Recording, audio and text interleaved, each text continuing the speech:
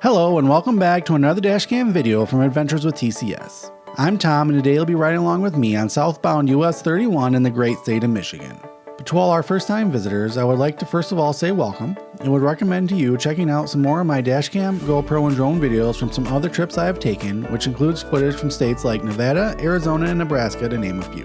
So in this video, we'll start on US 31 heading into Manistee. We'll follow US 31 through Manistee to Scottville and US 10. From Scottville, we will follow US 31 and 10 to where they split in Ludington, where this video and short trip will end. Also, before you go, if you like watching these kinds of videos as much as I do, I would encourage you to click that like button, leave a comment, and or become a subscriber if you haven't already to help support me make more videos just like this one. After this short trip up to Mackinac on Michigan's Upper Peninsula, we'll be heading west to California, so make sure you're subscribed if you want to follow along. But for now, I'm going to keep driving south on US 31 in the Great Lakes state of Michigan.